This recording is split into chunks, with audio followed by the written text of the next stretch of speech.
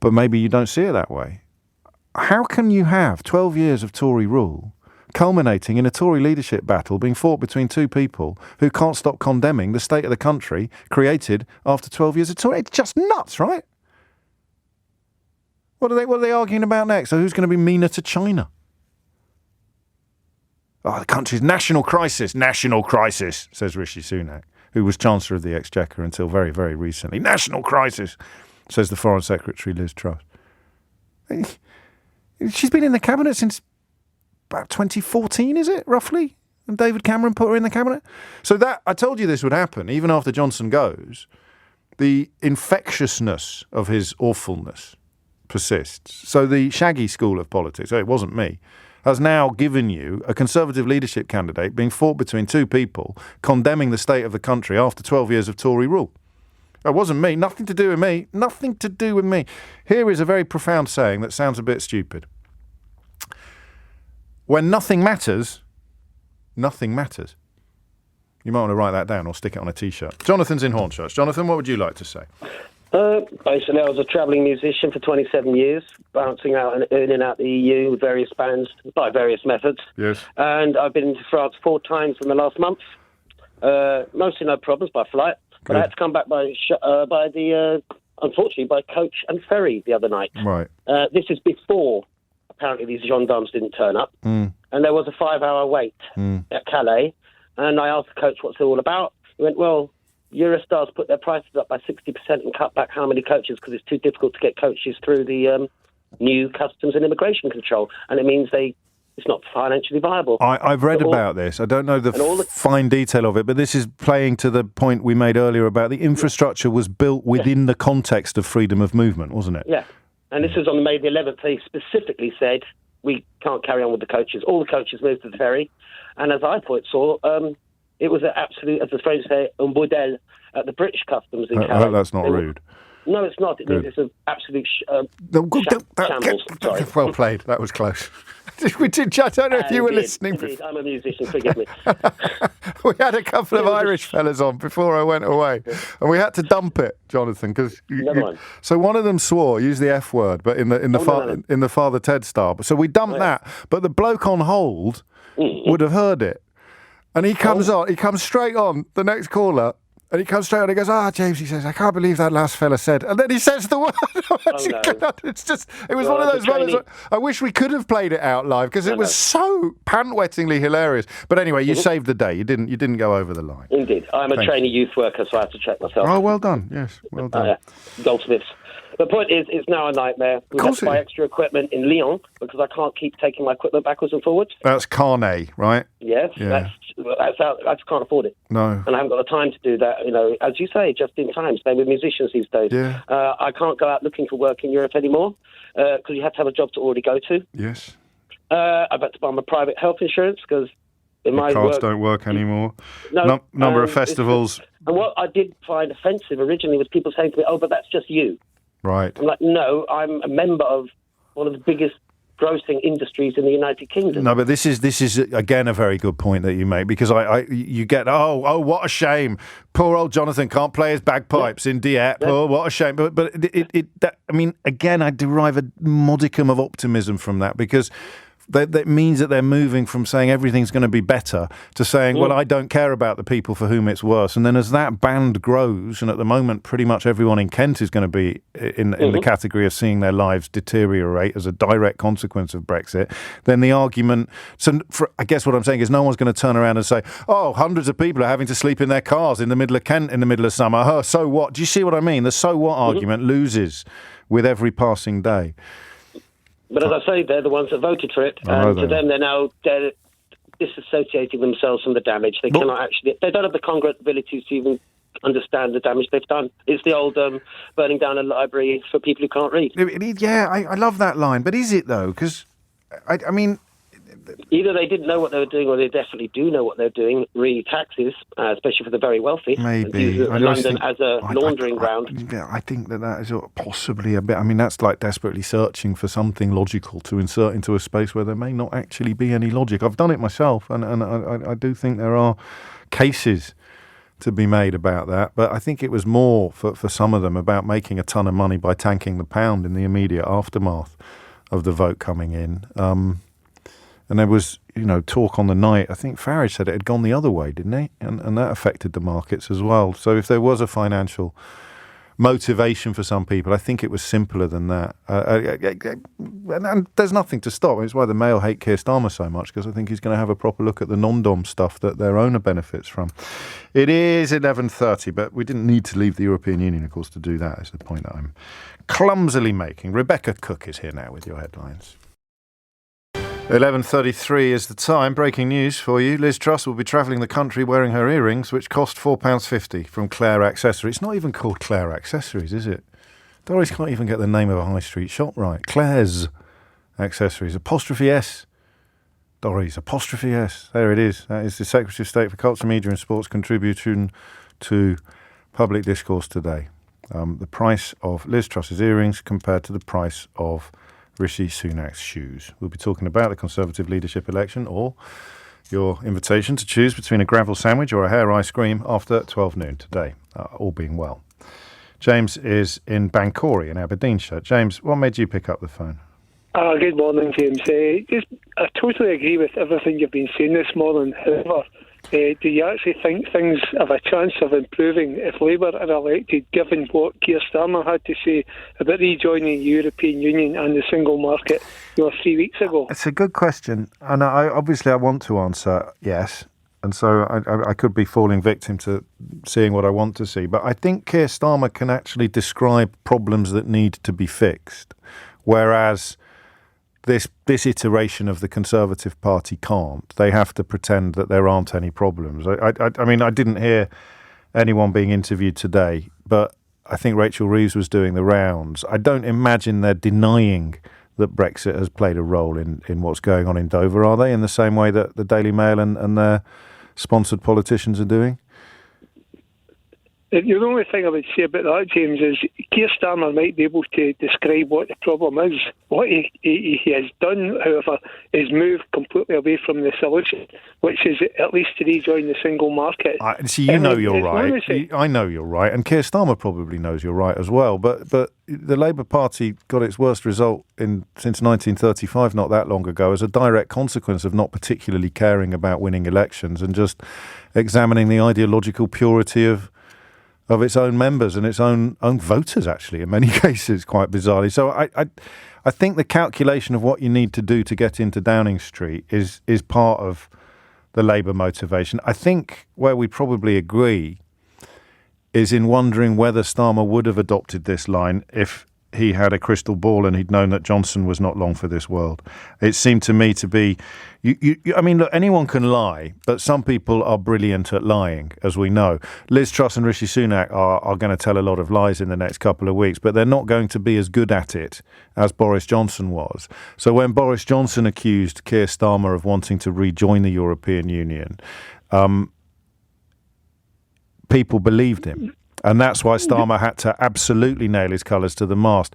I don't know that other leaders, whether it's Truss or Sunak, if they try that lie, I don't know that it would actually be as electorally damaging as it would have been coming from Johnson's mouth. So that might make it a mistake. But I still, and I may well change my mind on this, possibly even today, but I still don't think Labour can campaign on rejoining the European Union, mate. I just don't. It's still too toxic. Coming from Scotland, James, and I support Scottish independence. I mean, exactly. And I just cannot believe that Starmer would actually. I mean, you remember he's got a Scottish constituency as well. Is he telling his supporters in Scotland there is no way we're going back into the European Union or the single market? Yeah. It's lunacy. It might play well in England, doesn't play well in Scotland. Yeah, you might be right. Although, I mean, what difference would it make to you? Because you're not going to be voting Labour whatever happens, are you, as an SNP man? No, but the thing, at the end of the day, if Scotland at some point should become independent, then the raison d'etre for the SNP ceases to exist, and at that point you can vote, Labour, Conservative, or Lib Dem, or Green, or whoever you want to vote for. But, the thing about it is, I want to see, I was an active self-harm leaving the European Union. I want to see Scotland back at least into the single market. Yeah, I do too. Of course I do too. Every true patriot in this country would want that to happen because it would be for the benefit of the entire country, obviously. And yet I think that we are living in times where we're prioritising power over principle, perhaps. Principle's not quite the right word. I just don't think Labour can campaign on rejoining the European Union at this point. It may well prove to be a miscalculation, but I understand the calculation.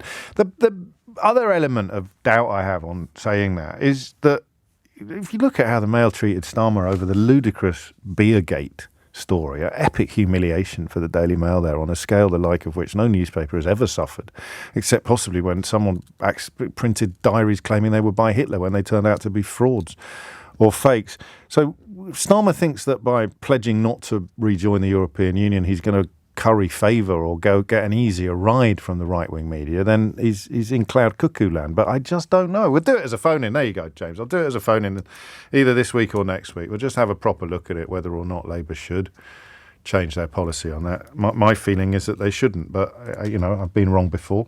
Can't remember when, but I'm sure I have. Kathy is in Diss in Norfolk. Kathy, what would you like to say? Well, I was interested. I don't normally listen to LBC, but What? I have picked you up this morning. Pardon? Sorry about that. What do you do? What do you do normally? I read your book. I read your book, but I don't. My listen to book, LBC my book wasn't enough to persuade you to tune into the radio programme? No, sorry. Why do you think I wrote it? Yeah, sorry. Anyway, that's all right. not the point of the conversation, I because I do actually agree with almost everything you've said this morning. Go on, give me the almost.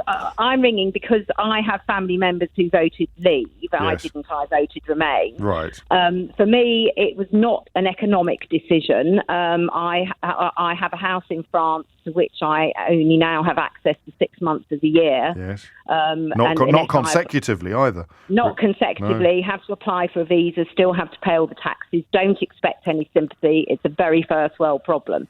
But I could always see that their practical consequences for me might be complicated, but I didn't envisage what would actually happen. But I have spoken to sort of Leave members of my family and said, but hang on a minute, if there was if someone had said to you, vote Tory because we've got a policy that's really great, but you might not see the benefit of it for 15 years, you wouldn't have voted, would you, for them? And that's really what you were being asked to do. But actually, for me, the damage of Brexit isn't the economic damage. I mean, clearly there is economic damage. It doesn't really affect me. I'm very fortunate. I didn't vote for it and I've been let off economically quite unscathed. Okay. But even if there is economic damage or there isn't, I suspect that in 15, 20 years' time, we probably will be more or less where we would probably have been anyway economically. But for me, the real damage has been the kind of democratic deficit, that we ended up with, a succession. Theresa May now looks like a sort of political giant. But, we ended up with, Theresa May doing her best very badly. Then we ended up with Boris. And because we ended up with Boris, we ended up with the most incompetent cabinet we've had in my lifetime. But your family wouldn't agree with that, would they? No, they wouldn't. But my mum's 90, bless her cotton socks, and currently in hospital, so I shouldn't be too rude about her. No, quite right. But she sort of voted for it. She voted to join the common market to stay in 1975. Yeah. And she says, it's not what I voted for. Does she take a newspaper? She reads the Telegraph. She believes everything they tell her. Oh, there you go. I don't even need to ask that question. I just need to ask whether it's the Telegraph, the Mail, or the Express. But she believes that. Yeah. But having voted to leave, she has now completely moved on. And it's like, well, we've had that. That's all over. Yes. And the other family member who voted for it is kind of constantly giving me other reasons why it will all be all right in the end. For example? Well, yes, but it was never about the economics. And I think the Leave campaign wasn't, of course, because if it had been, nobody would have voted for it. Well, they said, it was. I mean, they did say that we're going to be better off. Well, they did. They lied about that. But I think it's not just that. Here's Boris Johnson. I mean, literally in the midst of it. This stuff just happened. We can't allow history to be rewritten. The evidence is, Nick, that we would actually increase our exports to the EU if we came out of the legislative morass of the single market. That's a barefaced claim that we would be better off. We would be doing more trade. Yeah, absolutely. And so maybe I phrased that wrongly, that their campaign suggested that there would be fabulous economic benefits. Yeah. But actually, I don't really, possibly apart from one person I know anybody who voted for Brexit on the basis of the economics. It was all immigration, was it? It was just very visceral, it was all that fatuous, take back control, blah, blah, blah. And it was, it's all going to be marvellous, it's going to be Great Britain again. It was all sort of pub thumping. Got it. And I mean, that's why I voted to remain, as I say, not for the economics. As an antidote to that sort of red meat. I'm a European, I speak I speak European languages, I own a property there. Why would I vote, for Christmas? But well, plenty of people in Spain reportedly didn't they? There was supposed to be quite a lot of expats, as they like to call themselves, as opposed to immigrants in Spain who voted for it. So no, I hear you, and you're right. I mean, your mum, the spell, and we wish her a speedy recovery, of course, but the spell will never be broken, which is fine, actually. The problem is this, and I've said it before, and I'll say it again.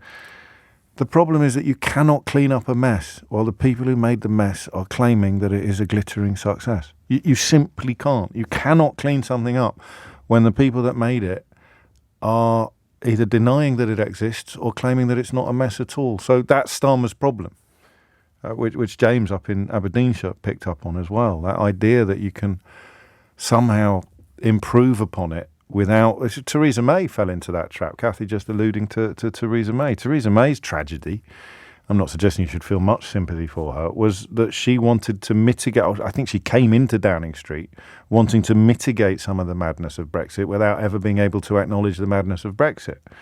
I think, oddly, once she got there, she began to prioritise staying there over the mission that she'd set herself, which is why she ended up running from pillar to post and getting into so much bother with the ERG and the rest of them, because the red meat of leaving the single market and the customs union was designed to protect her position from the racist wing of the party, the freedom of movement abolishers. But of course it can't work, because these are unquenchable appetites that nationalism ferments. 11:45 is the time. You're listening to James O'Brien on LBC. 11:48 is the time. We'll get stuck in, I think, to the Conservative leadership contest, which is really, really ugly, actually. I want to try and find a way of talking about it that's a little bit more interesting than just which one do you prefer. For two reasons. It doesn't matter, really, which one you prefer. The reasons are possibly more interesting than the actual answer. But also, very, very few of us actually have any say at all in the choice of our next Prime Minister. It's a vote confined to Conservative Party members. And oddly, there was a story doing the rounds at the weekend. I don't know if you saw it. You can sort of join Conservatives abroad, even if you're not a British citizen, and have a vote in the Conservative leadership election, which is, I don't know, it seems suboptimal, doesn't it? Less than ideal. But I'm more interested in why it's so ugly, I think. Why it's so vicious now and personal and horrible. Listen, obviously, someone like Nadine Dorries gets involved, it's going to be pretty daft and ugly. But the Conservative Party I grew up with, and you may not like this, was better than this. And I don't know, again, we've done 2 hours on what's happened to the country in the context of Brexit. I suspect if we did an hour on what's happened to the Tory party, the answer would be the same, Brexit. 10 to 12 is the time. 03456060973 is the number. Do you think the spell will ever break then? Because I had about a 6-month window a few years ago where I honestly thought that if you gave people incontrovertible proof of something, that they would believe you. And I was wrong. It's why the Emperor's New Clothes is such a powerful parable, isn't it?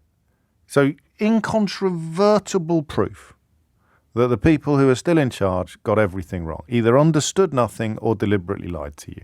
In the case of Rees-Mogg, I think it's fair to say that he just doesn't understand anything, but he's created a survival personality that hinges upon plausibility. It hinges upon this. There's another picture of him doing the rounds at the weekend with a big dictionary of quotations on his desk.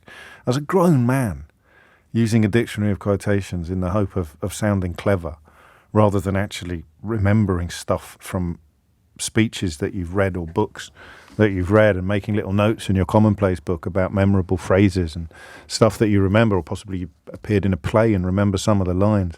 But a dictionary of quotations is what you use at prep school to try and make your essays sound cleverer than you are. And he's still got one on his desk now in his 50s. So with him, it's obviously a lack of intelligence. But you look at the story dominating the news agendas, inevitably, even the BBC using the B word to describe it. You just look at it and you remember this. It happened in this studio, actually. I was talking to Nick Ferrari when he said this. These were the mornings when I'd sit there going, what? How did you... But hey-ho, that ship has sailed, unlike, of course, a lot of the ships in Dover. Yeah, there'll be no need for checks at Dover, but it will be an ability to ensure that the roads keep running around Dover, even if there are delays at Calais. The delays will not be at Dover, they will be at Calais. So I thought naively, a day like today, Dover's in lockdown, reminder of what Rees-Mogg said about it, that people would abandon the position in a jiffy, but they don't, do they? And I don't know why. So is it lies or is it ignorance? And what will break the spell? 03456060973. Pete's in Bristol. Pete, what would you like to say? Morning, James. Hello, yeah, I Pete. realise I've been way too optimistic about people changing their minds as well. Yeah. And this is why I've sort of rang in today, is I wanted to ask, why do you still argue in good faith? These people have, illegally probed Parliament. They've lied to the Queen. Yeah. The pound is down the drain. They would rather rule a country in rubble than watch it succeed from the sidelines. And I don't understand why are we even talking about them being incompetent or negligent or whatever and things like that. They will do anything to hold into power. That is it. There's no other question. It's not just that, because the viciousness of the leadership contest is evidence that even that analysis, bleak and cynical though it is, doesn't go far enough in describing the awfulness of the current Conservative movement, because they're biting chunks out of each other now. So it's not, if the retention of power was an overarching priority, the leadership contest would be conducted in a much more well-mannered fashion, wouldn't it? But at this point... They're attacking each other and they're attacking their own legacy. Absolutely. But at this point, the culture war and rhetoric and riling people up has got them this far.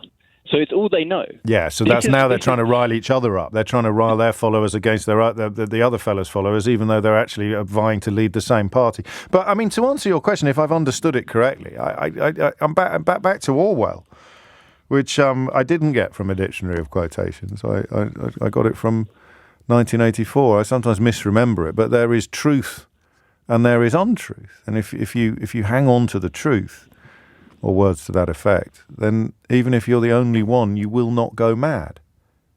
And that's why I still argue in good faith, because you have to, don't you? I think, unfortunately, it's kind of like using the law to try and catch people that don't care about the law. Yes, but what else can you do? You can't then become lawless.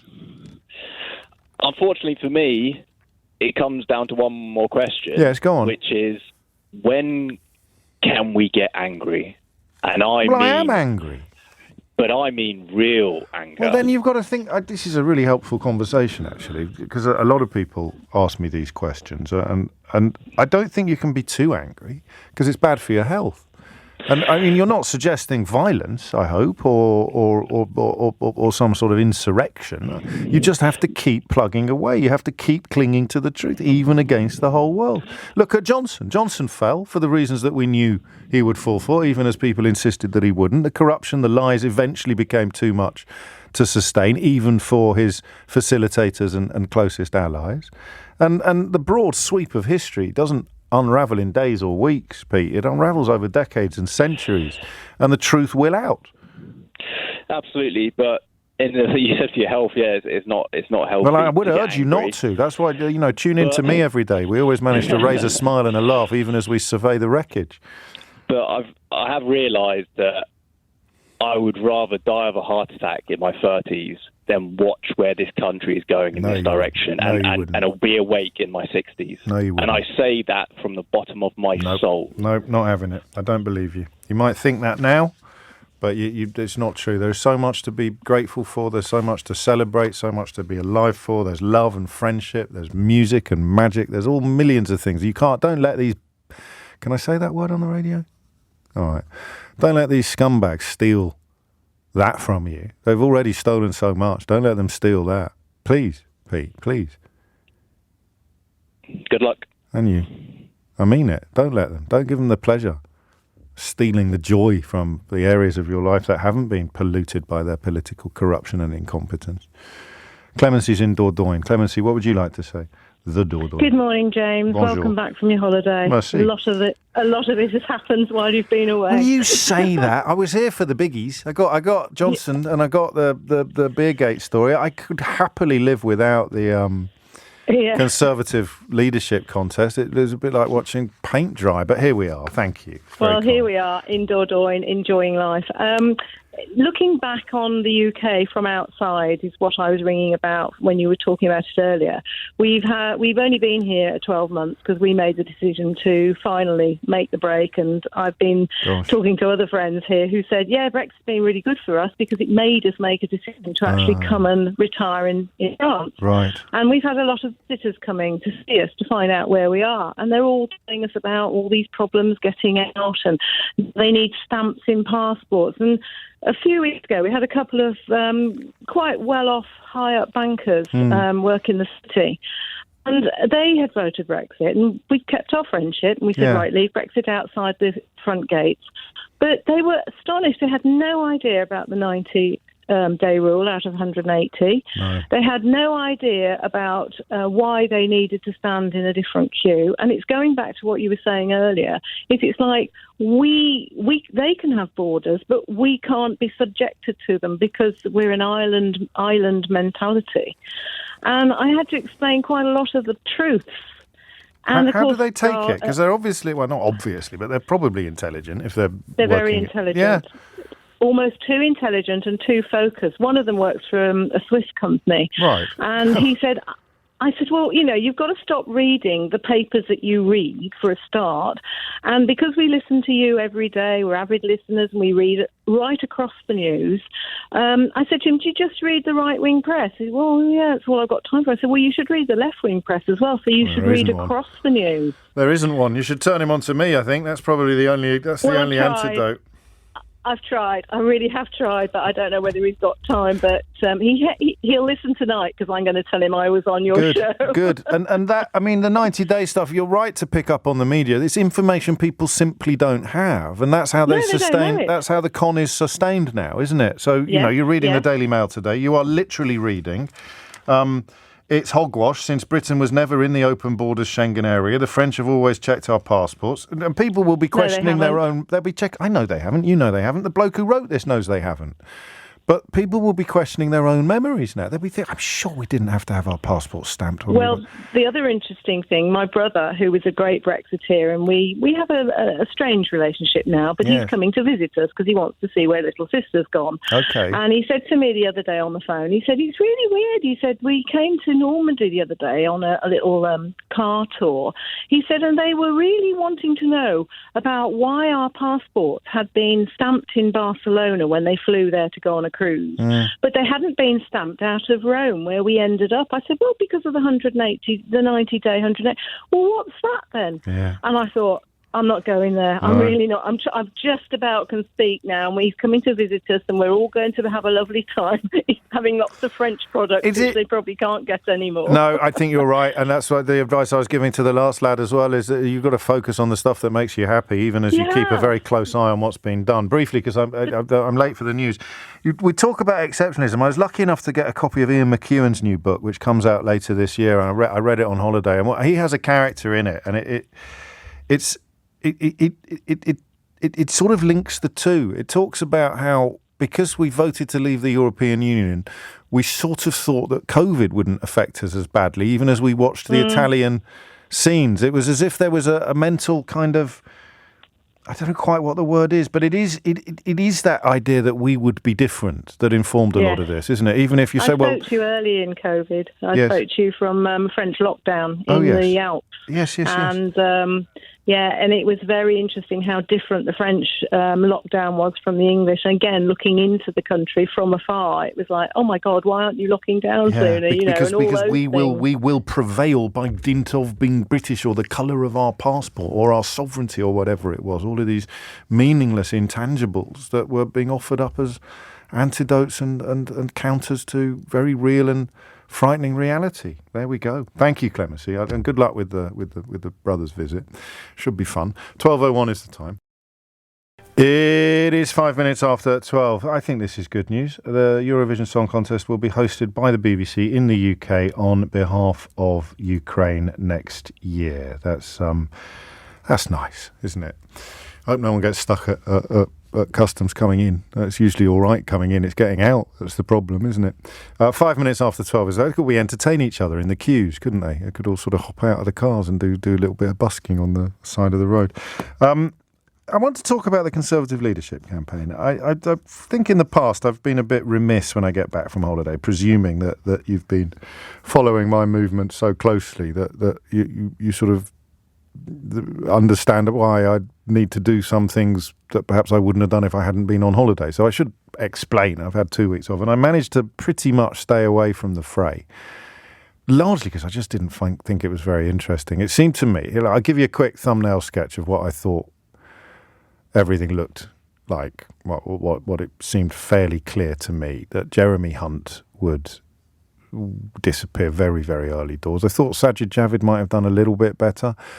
But essentially, no one would be prepared, no one who was going to go the distance would be prepared to completely disown Boris Johnson because they were all polluted by their presence in his cabinet, except Tom Tugendhat, who would almost embody the state of British politics or the state of right-wing politics in Britain by being the candidate that the public warmed to the most. I think I read this right. If I didn't, feel free to correct me.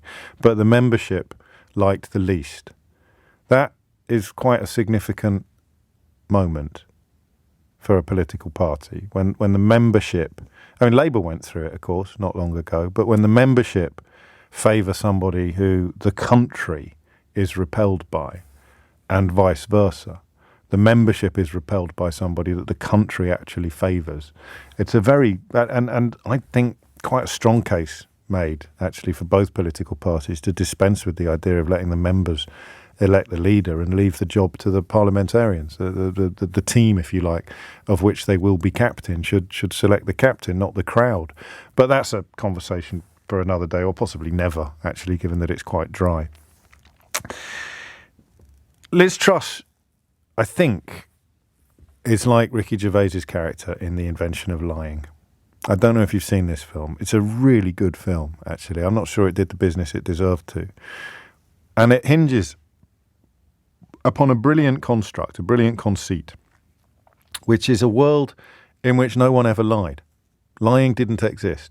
And Ricky Gervais stumbles across the ability to lie. Imagine being the only person in the world that can tell an untruth. You'd be in charge by tea time, wouldn't you? And super rich. But I haven't watched it for a while, so I'm not going to go into painstaking detail, but the fundamental principle was this mixture of shock and wonder at how successful lying can be, how productive lying can be.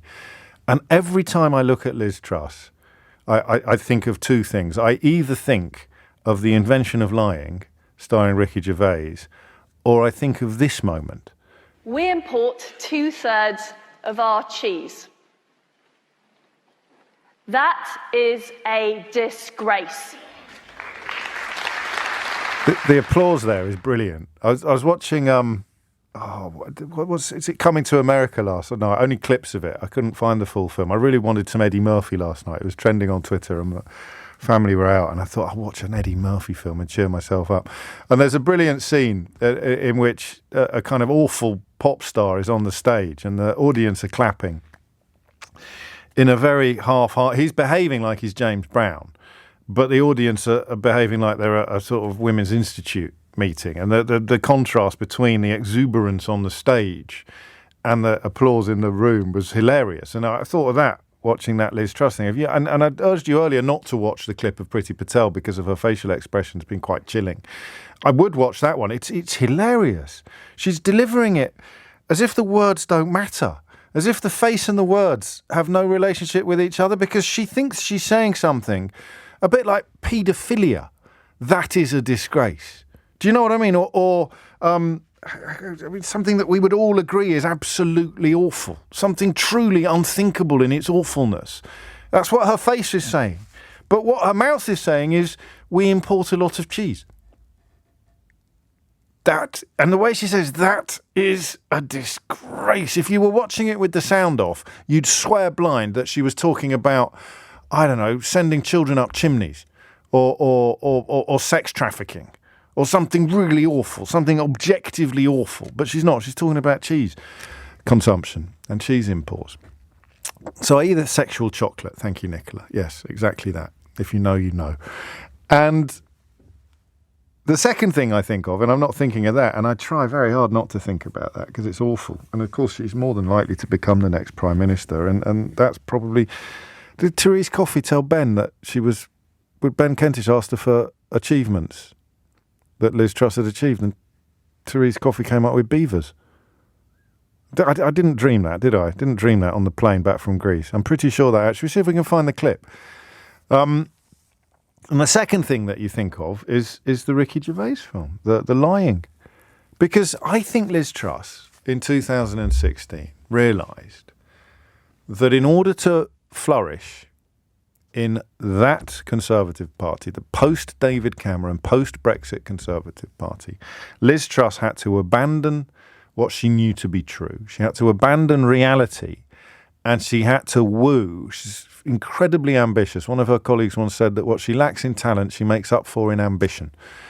And she knew she had to woo the absolute crackerjack wing of her party. The one, you know, the sort of Brexit hard man, Steve Baker, Mark Francois. Absolute lunatics, the lot of them. But lunatics with influence. And she knew that she had to keep them sweet. So that process began in 2016.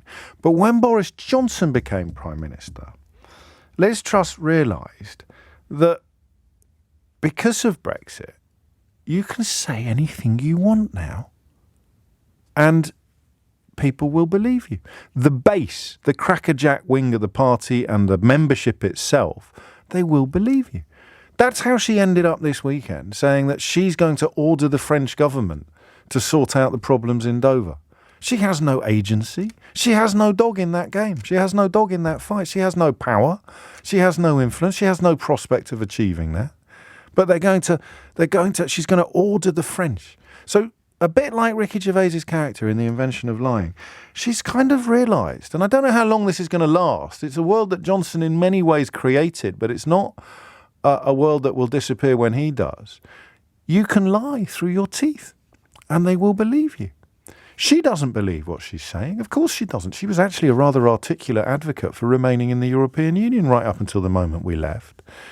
And she had that brilliant exchange with Eddie Mair where she said people aren't changing their minds. People haven't changed their minds. And Eddie said, well, you did. It's a truly beautiful moment of radio, actually, but with these cameras everywhere in the studio these days, you can watch it as well. I would dig that out if you can. God, we're such a team player. Bigging up Kentish, bigging up Mair. Sheila Fogarty with you at 1 o'clock today. What a team sheet we've got these days. But that is incredible, that Liz Truss has become a political force by watching Boris Johnson and realising that the Daily Mail and the Daily Telegraph and the Daily Express and the rest of them will treat your lies like gospel truth. So she's just jumped on it. Sunak, I think, has some shame. I could be wrong.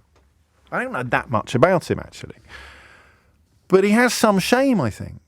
And he can't go where she goes. He's been pretty grim on the refugee stuff, but not as grim as her. I think she had I'm going to send even more people to Africa. Why? But he he seems to have some shame. I don't think Rishi Sunak would stand in front of you in the pouring rain and tell you that the sun was shining. Do you? But I think Liz Truss would. She has. She is. She does it every day. And that means she'll win.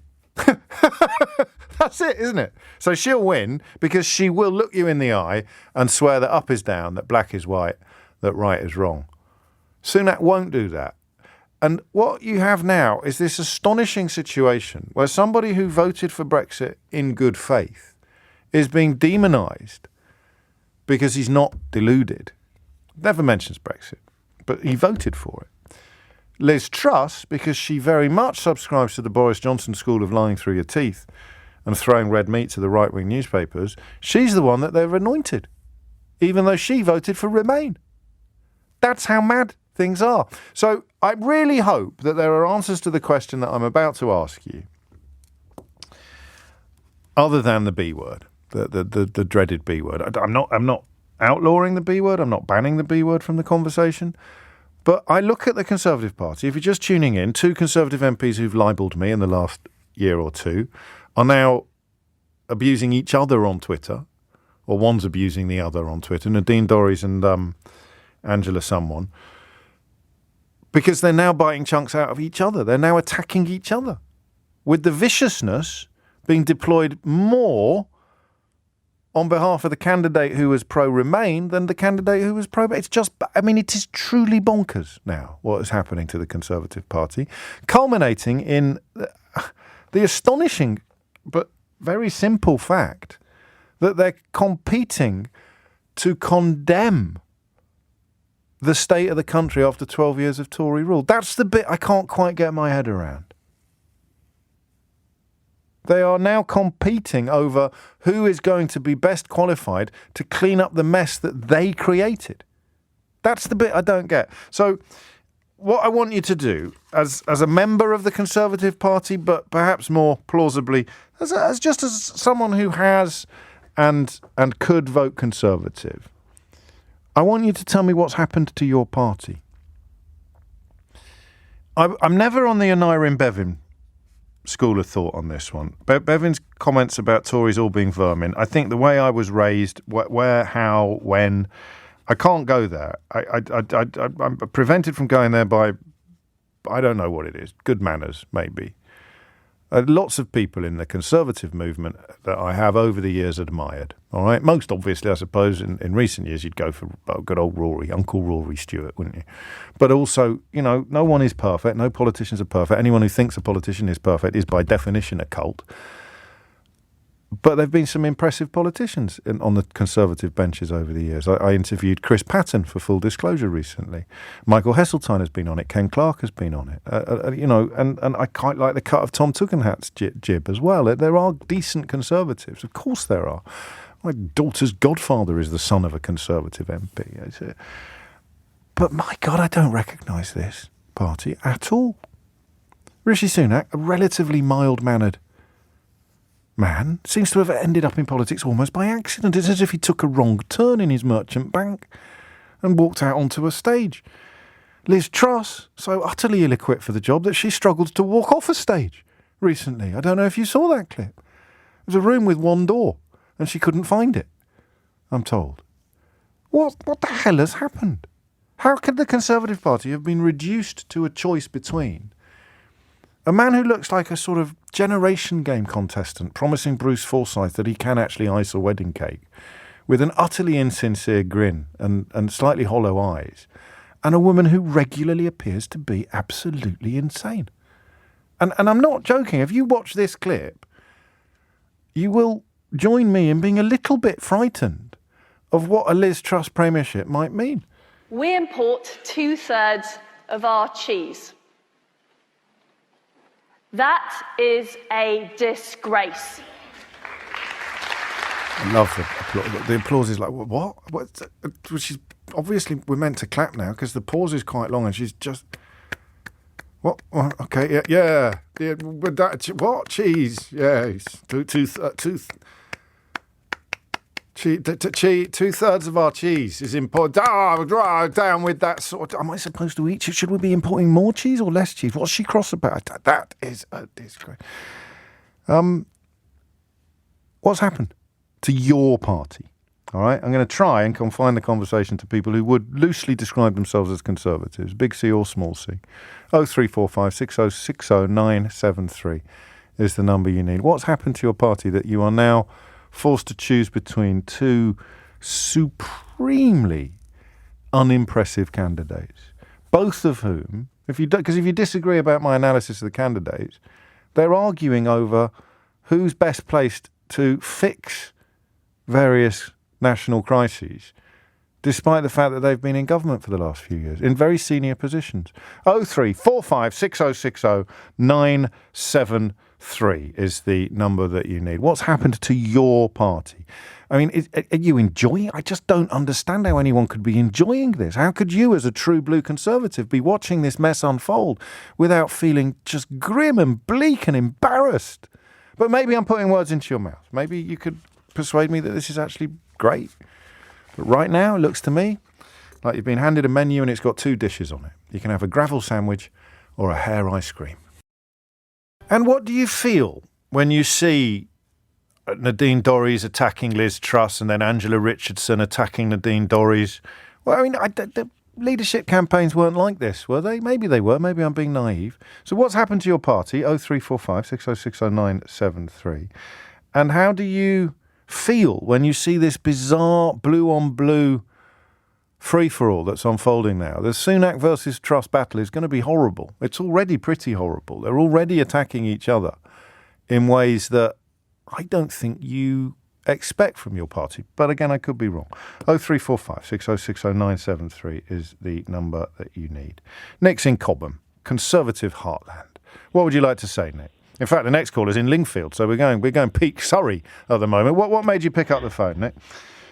I picked up the phone because I heard your statement about. No, that's the literal answer. I mean, what did you want to say on the programme? I want to say that I agree. I think the Conservative Party that I've voted for all my life since I was eligible to vote has changed in the way that is out of.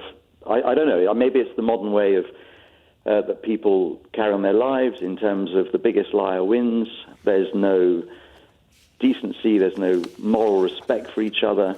I think there is, though. This is going to be a fun hour. I'm going to be persuading Tories that all hope is not lost. But there are good people in your party still, even after the cull in 2019. There are good people in the party. But isn't it a shame that none of those good people, you mentioned Stewart earlier on, who I wanted to win the last time round. Right. You mentioned Tugendhat, who, again, I wanted to win this time round. But the good people seem to fall by the wayside very quickly. And the people that have the least or the most dubious moral compass seem to be the ones that end up at the top of the pile. Why? Because it's a relatively new development, this. I mean, I'm no fan of David Cameron, but he wasn't morally corrupt, I don't think. Well, he wasn't morally corrupt, but there again, don't forget, he made a very bold statement about the fact that win or lose Brexit, he would stand by the country and do what's best. And as soon as the result came in, it didn't go his way. The first thing he was looking for was the exit door. And he left shortly afterwards. I don't know that he had much choice, did he? Because, well, I think everyone has a choice. But it was such a repudiation of his politics, the referendum result, that he had to walk away. Maybe you're right. Maybe but that would make him a coward. It wouldn't make him immoral. No, that's true. That's very true. It would just make him a coward. So what's happened? How do you account for it? Because you'll be watching it from a very different perspective from mine. I'd love to know what you think causes it or explains it. Well, I don't think it's just tied to the Conservative Party. No. I think politicians across all parties have adopted this new way of telling the biggest lie wins. I don't think it's associated with Brexit, the rights and wrongs of leave or stay. In my own family, we had Remainers, we had Leavers. Yes. We still managed to rub along together at Christmas time quite happily. Of course. But in the party, I think you just now, within the Conservative Party, you have a strong sense from the press that, and as you mentioned earlier, the Express and the Mail, the Telegraph, that to be a true blue Tory, you've got to be a Leaver. Well, I don't think that's the case at all. No. And then from the other side, you've got the dirt they throw that all Conservatives are sort of fascist Leavers and only Remainers can sort out the problem.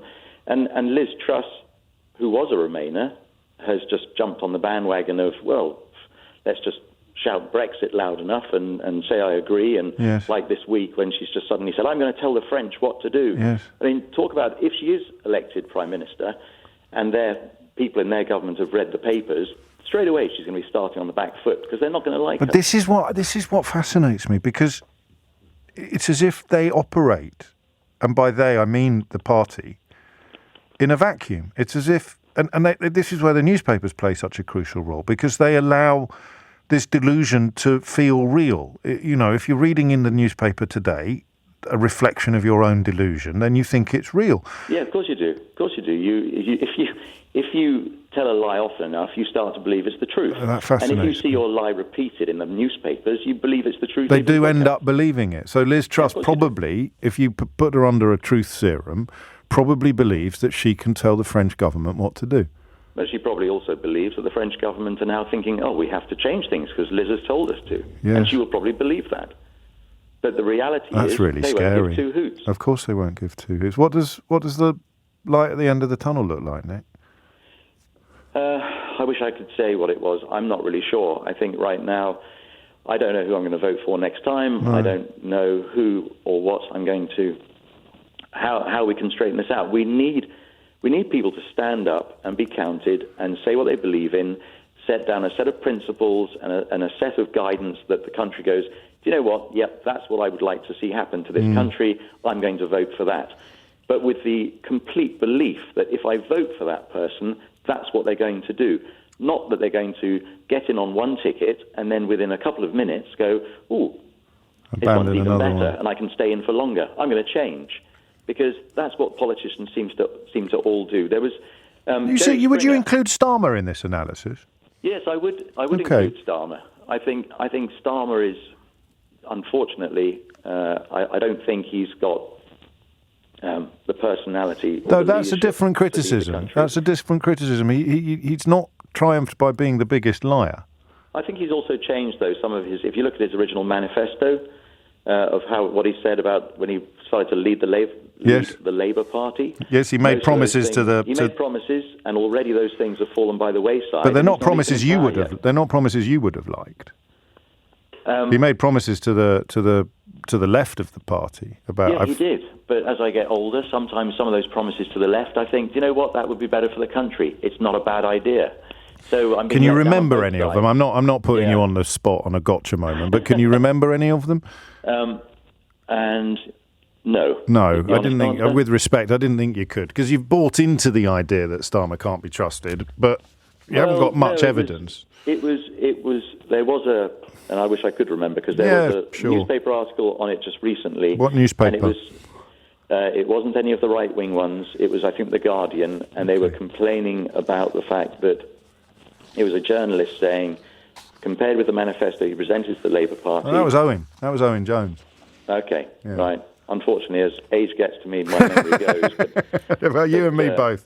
You and me. I don't know. I guess I'm just holding out for a hero, and there aren't any heroes yet. But I don't know that I'd put Starmer in quite the same category as some of the other characters that we've discussed. There's a sadness in your voice, Nick, and I respect that, and I empathise with you, which is why I don't subscribe to the Aneurin Bevan school of thought of his incredibly vicious words about all Conservatives. As I get older, maybe I'll move in the opposite direction. But the fact is, it is a party that used to contain good people, and it still does contain good people, but they can't get arrested. They can't. I mean, they just can't get any traction at all. Tugendhat almost surreally polled better in the country than any of the others did, I think, but worst in the actual party. It's just bizarre. And Nick, for all of his fears and descriptions, none of us nailing down really what's gone wrong, what has happened. And of course, you're more than welcome to ring me and tell me to wind my neck in and shut up. Nothing's gone wrong at all. Everything's going swimmingly. 0345 606 0973 is the number you need. A Conservative Party leadership contest between two, I mean, I would say incredibly unimpressive candidates. A party that has really got a strong record of picking winners. Now being asked to choose between Rishi Sunak and Liz Truss. 0345 606 0973. 12:30 is the time. Amelia Cox is here now with your headlines. 12:32 is the time. It's hard to describe it perfectly, isn't it? I mean, it's a shift to the right, but the Conservative Party's always had that ability. It was pretty right-wing under Michael Howard, I recall. It didn't have that air of rottenness to it. I don't know. Look, I'm probably seeing things a little bit differently from you. So if you feel loyal, if you are a Conservative, a traditional Conservative, then either persuade me that this current leadership contest is not rather unedifying, or explain to me what's happened to create an environment in which such an unedifying contest can unfold. It's not my most forensic or laser-focused question, I grant you, but because I'm conscious of... It's weird, right, for somebody who really found the last government to be repellent, reprehensible on every imaginable level. I still want my politics, I still want the political landscape in this country to have two or more strong parties. I think our democracy demands it. You've seen what can happen when the opposition party is a skip fire. It delivers an 80-seat majority to somebody like Boris Johnson. So even though I'm unlikely ever to vote Conservative, I still want them to be a functioning party with decent people capable of rising to prominence within it. And I don't know that party exists currently, and I want to know why. Jane's in Lingfield. Jane, what would you like to say? Hi, James. Hello. Nice to have you back. Thank you. I'm a member of the Conservative Party. Okay. I was for a short time on the parliamentary candidates list. Okay. I am still a member of the Conservative Party, but I haven't voted for the Conservative Party since 2015. I thought when I was on the candidates, I went onto the candidates list because I felt that Cameron had an idea about social justice. He seemed to understand. He said all, and he seemed to feel the right things about the NHS. He was extremely nimble on his feet, and probably compared with the previous party, the three party leaders that went before him, he was. He was an awful lot better. He was less embarrassing. He was the future once, wasn't he? He was once. He was indeed. He was, yes. And I was able to agree, and I felt these are values that I joined the Conservative Party to uphold: social justice, a smaller state as possible, but nevertheless a state that provided the safety net that the most marginalised of our communities really, really need. I might not sound very much like a Conservative to you, actually. But well, you do. When you say as small a state as possible, my antennae start twitching, but I'm not here to litigate those battles. No. Okay, but I believe that we do need a state to provide a safety net, and also to provide certain standards of service in areas that we have agreed to provide those services. Yes. Anyway, my feeling about why the Conservative Party went to the right as it has done, and is no longer, as far as I can see, the Conservative Party, but the English Nationalist Party. I went to a meeting, January. It was a lunch meeting in Sandbanks in Dorset. Yes. In January 2013, and the speaker was Chris Chope, and during his speech, he talked mainly about the emergent UKIP threat to the Conservative Party, which was largely it wasn't that great, actually. It might have been in a couple of small areas. It was enough to lose. It was enough to lose by-elections, though, wasn't it? It was enough to lose seats. You're absolutely right. It was beginning to go that way, but 2013 it was a tiny threat. But he magnified this threat to the people who were in this meeting, and he said, "We've got to move. We've got to clear all the clear blue water nonsense and the rest of it, and hanging and flogging, and not quite hanging and flogging, but you know the sort of thing." Yes, of course, he'll probably ring up and say, "I didn't say that." No, he didn't say that. No, good. But he did. Unlikely to ring in. No. He did say that he would like to see clear blue water, firm policies on crime, the usual things. And then he said this includes a firm commitment to leaving the European Union. Now, the right wing of the party had been scaremongering about the European Union as far back as the late 90s. I remember going to a Conservative Policy Forum. Of course they had. No, I mean, weekend. since Boris Johnson arrived in Brussels for the Daily Telegraph, really. It was yes, and earlier in Bill Cash's case, he's been doing it since the cradle. I'm conscious of the time. So Sorry, yes. No, that's absolutely fine. I can hardly criticise others for talking too much. That would be particularly hypocritical. But it's your programme. But you've made a point I'd missed, which is actually, and I'm going to disagree with you about something. When you talked about it being a negligible threat or only affecting a couple of constituencies, we forget, Jane, that you were in coalition at the time. There wasn't even an overall majority in the House of Commons. So I mean, here's a counterfactual for you. With an 80-seat majority, UKIP would never have mattered. True. Yes. So Very good point indeed. Isn't that terrifying? Well, not terrifying, but alarming and arresting. Because, in fact, the reason why they had to move to address Farage and his filthy followers was precisely because their majority, Cameron's majority, was not strong. It's why he was so cock-a-hoot when he got back in 2015 with an actual majority. But by then the damage had done because the pledge to have the referendum had been made. And I did say I wanted answers that didn't necessarily all lead to Brexit. But if you're trying to map the madness that has engulfed the Conservative Party, Brexit's going to be at least 52% of the problem, isn't it? Yep. Absolutely right. So they tax to the right. But you might ask why I'm staying in the party. Well, why are you staying in the party, Jane? Okay, thanks for asking that question. That's quite all right. I am a conservative. My values are those of a conservative. However, I do not identify with the people who currently lead my party, who mostly make up the Parliamentary Conservative Party. But you're absolutely right. There are still a lot of us who, as you say, can't get arrested, who have no traction. All I can do is look at these two candidates they've chucked up, and of course I lobbied for Tom Tugendhat, like anyone like most people of my type in the party, and most people of my type in the party who are still in the minority will vote for Sunak, and because he's not Liz Truss, and you'll lose, and we will lose like we lost last time when we voted for Hunt. Because he wasn't Boris Johnson. Yes. And of course... And so that cult remains, that cultish devotion to a cause that goes beyond Boris Johnson, and it leads back to the B word, that idea that I can't vote for anyone who admits any flaws or failings in this grand plan or who insults my commitment to the cult. Well, it's a tough place to be for you and for Nick. I should have put you in touch with each other. You could go out for a cappuccino or something.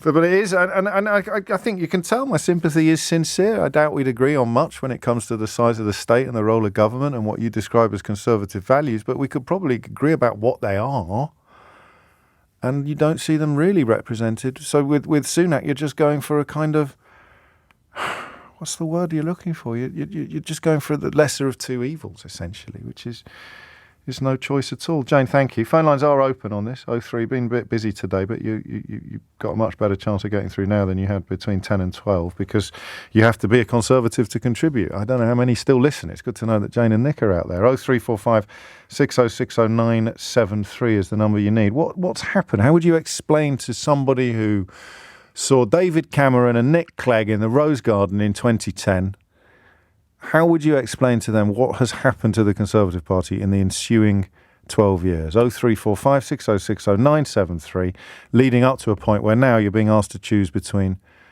Liz Truss, pork markets, and Rishi Sunak. William's in Belfast. William, what would you like to say? Well, thanks, James. Listen to your debate, and listen to you last week about this YouGov poll that puts Liz Truss well ahead of Sunak.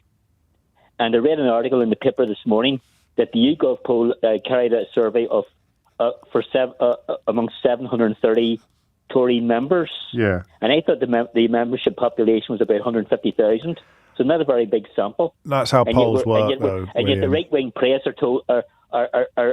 want us to believe it's gospel. No, they don't. I mean, that is how polls work. I don't want to patronise you, but the size of the sample that YouGov employs will almost always be pertinent and lend some weight to their conclusions.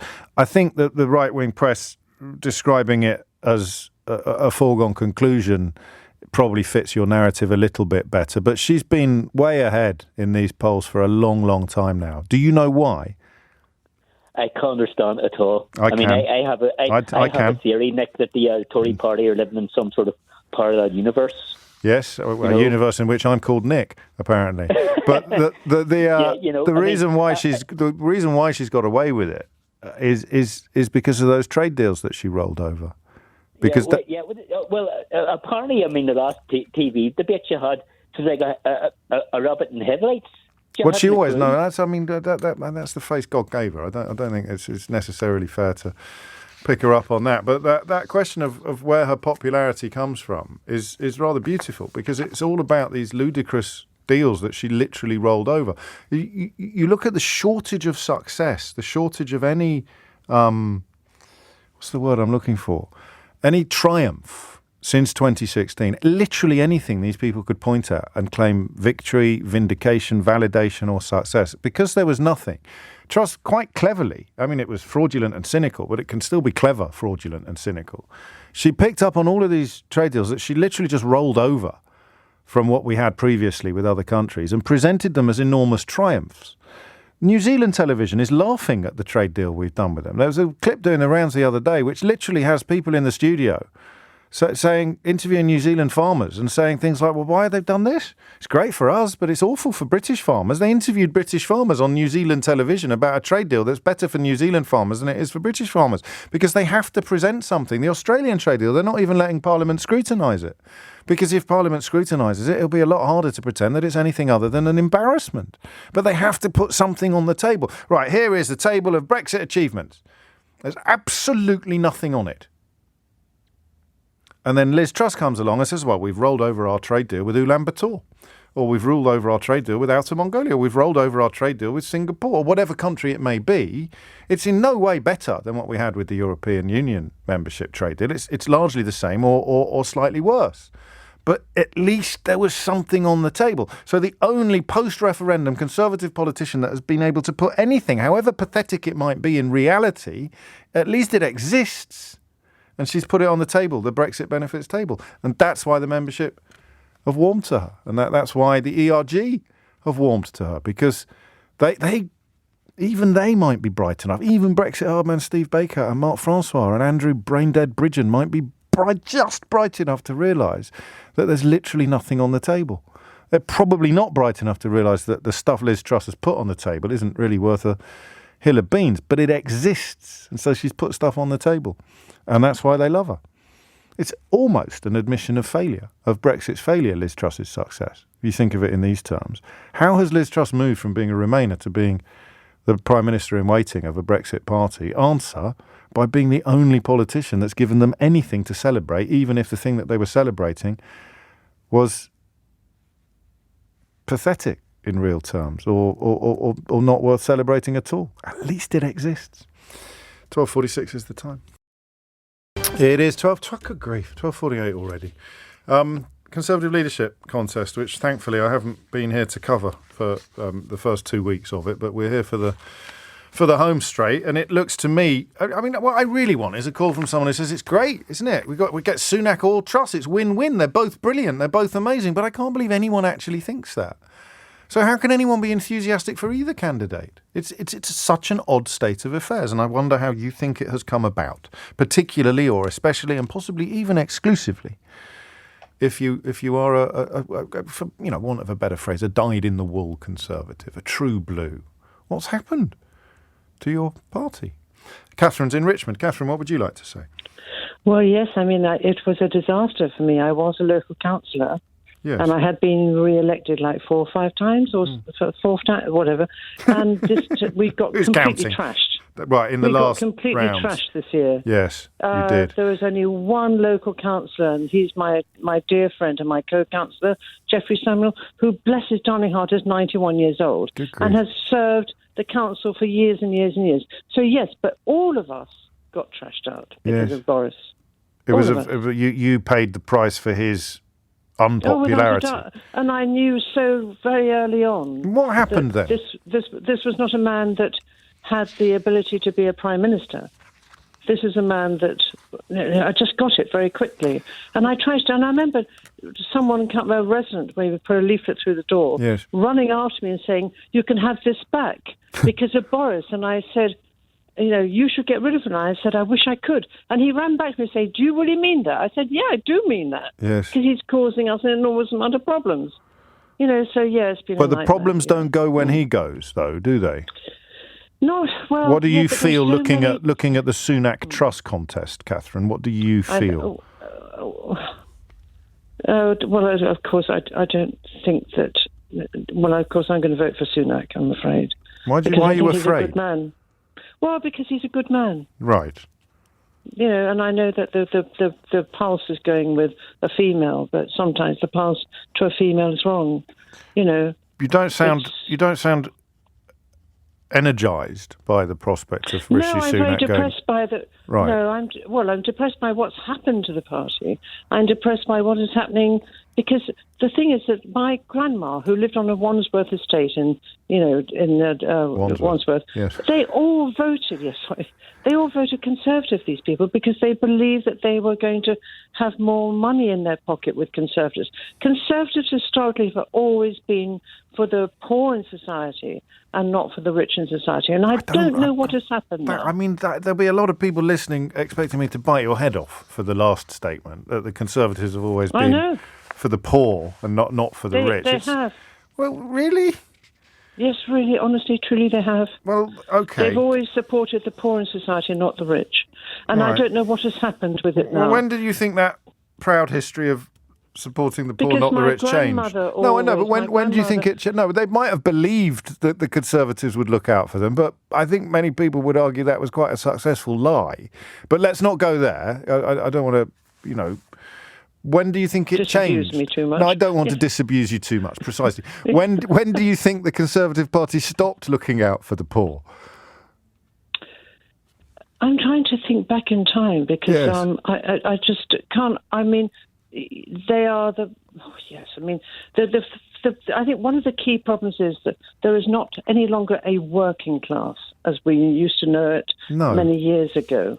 And I think that's the key to understanding where politicians should be now. Yeah, because they don't know where they're supposed to be. Well, that is very much the picture of the Conservative leadership candidate. I couldn't tell you what they stand for at all. But the phrase "working class" is used a lot, and oddly, completely at odds with your analysis.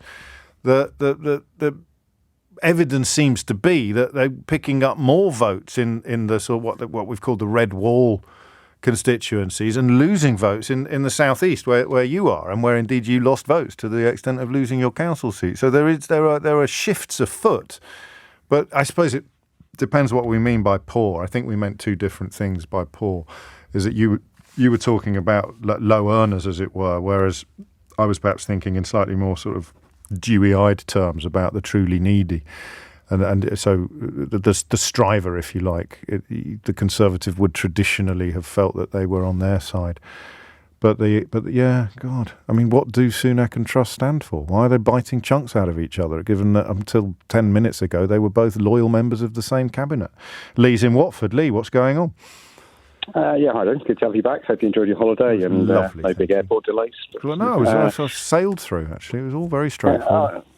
Yeah, indeed. I just wanted to point out, I think you're being a little pessimistic. I think I'm being optimistic. I was a lifelong Conservative donor, member, fundraiser up until the second they appointed Boris Johnson as leader, and I left 30 seconds later because I saw what he was. I think you're being a little pessimistic about Conservative voters generally. They are more in the centre. This isn't the membership. But I'm not talking about them. I'm talking about the membership. I'm talking about this leadership contest, which is a consequence. Yeah, look, they will pick one of them. It doesn't matter which. I agree with you. They'll swing to the ERG right. They'll go more extreme because that's the membership. What I'm trying to be optimistic about is that as more and more people get contact with reality of what Brexit has done and what this inefficient government has done, look, I had contact with reality in 2018 when I couldn't charge VAT to EU clients and I had to move my business to the EU. Gosh. Contact with reality has been hidden by COVID. right? Yes, of course, I agree with that. But you're leading us back into the first 2 hours of the programme, which is about almost a question of when is the spell going to break, and my pessimism. Yeah, but the spell breaks when your kid can't do what it wants to do. But it doesn't. It doesn't. Look, because you know it doesn't, mate. Because the spell should have broken in Dover this weekend, but it doesn't, because it's all. Let me read you that line again. There is just one problem. It's hogwash, since Britain was never in the open borders. Your optimism, admirable and enviable though it may be, is built on sand, because they will just tell a new lie when they come up with the reality. James, my point is 15% of the population will believe that rubbish. 15. Right? And they will get, 15 to 18% now, I think, is probably what you're looking at if you look at the polls as to how they're swinging. 70, 80%. Contact with reality at Dover, make one conclusion: this is about Brexit, right? Yeah, they're not idiots, right? The UK electorate does have a brain. They do read the news. They listen to you. But where do they? They don't. Only 1.4 million people listen to me. There's 60 million people in the country, and the news that they get. I mean, they've even set up television stations now, because the world created by the violent bias of the Telegraph, the Mail, the Express and Rupert Murdoch isn't enough for them. They have to have their own weird TV stations as well. I hate to try and puncture your pessimism, but you just had 2 by-elections where the Conservatives were hosed when the true electorate were given a chance to have an opinion. It was a popularity vote on Boris Johnson. It was about parties. Yeah, well, it was also about Chris Pincher and the scandal and everything else. Yes. But I genuinely think if Starmer can just come up with some sensibly reasonable policies in the next kind of 18 months as the disaster of Sunak or Truss unfolds, what you're going to see is the centre ground take control again of this country. Okay. Right? We're slightly cross purposes, because otherwise, but you have to believe that. Oh, you have to believe that, and I want you to believe that, and I'd quite like to believe it myself. But you've misunderstood or misrepresented my pessimism by simply what you just said there. Sunak or Truss will both be a disaster. That's the only thing that I'm pessimistic about, is that there is no attractive. For you as a lifelong Conservative voter and fundraiser and donor, there is no attractive horse in this race for you. No, of course there isn't, because Roy Stewart and Ken Clarke and all the normal people got kicked out of the party, right? It's as simple as that. This is an ERG right-wing swing that gets found out with the contact to reality. Well, that's where your optimism comes in, is that you think the spell can and will be broken. And I know you're right. Be broken by trust, believe me. No, it ain't going to be broken by trust. So we're just going to argue about when, not whether. It has to be broken at some point. I suggested on holiday, one of my rare tweets, I suggested you're going to have at least 2 more leadership elections in the Conservative Party before the spell gets broken. I agree. I think they need to hammer themselves once more, right, before the general election. And then you're looking at, you are looking at a 10, 15% swing, whether it's Lib Dem, Labour, doesn't matter, right? It's just a swing away from the ERG. This is not the Conservative Party. No, there is the point. What has happened, it's an ERG coup. And then to go back to, I think it was it Catherine? No. But anyway, the earlier caller who just reminded us of why that referendum was called, because he was in a minority government. He was in a coalition government. He did not have an overall majority. So the threat of Farage's filth was real. It was an electoral and existential threat to David Cameron's premiership, so he promised them the referendum. With an 80-seat majority, there'd have been no referendum. I'll leave you with that little counterfactual. This is why possibly I get a bit anaraki with politics sometimes, because it was the weakness of Cameron's majority that afforded way more power to Farage's filth than ever should have been permitted in this country, which Cameron had to then accommodate after they lost that seat down in Kent. And that's why it happened. And the party at that point essentially became ripe for a takeover by the lunatic fringe, represented by Brexit hardman Steve Baker, Mark Francois, Andrew Bridgen, and now, of course, Liz Truss, who's become their standard bearer because she's successfully persuaded them that she's as crackers as they are. And there it is. Yeah, that's the end of my TED Talk. I'll be back tomorrow at 10. Here's Sheila. Back tomorrow at 10. Here's Sheila. Back tomorrow at 10. Here's Sheila. Back tomorrow at 10. Here's Sheila. Back tomorrow at 10. Here's Sheila. Back tomorrow at 10. Here's Sheila. Back tomorrow at 10. Here's Sheila. Back tomorrow at 10. Here's Sheila. Back tomorrow at 10. Here's Sheila. Back tomorrow at 10. Here's Sheila. Back tomorrow at 10. Here's Sheila. Back tomorrow at 10. Here's Sheila. Back tomorrow at 10. Here's Sheila. Back tomorrow at 10. Here's Sheila. Back tomorrow at 10. Here's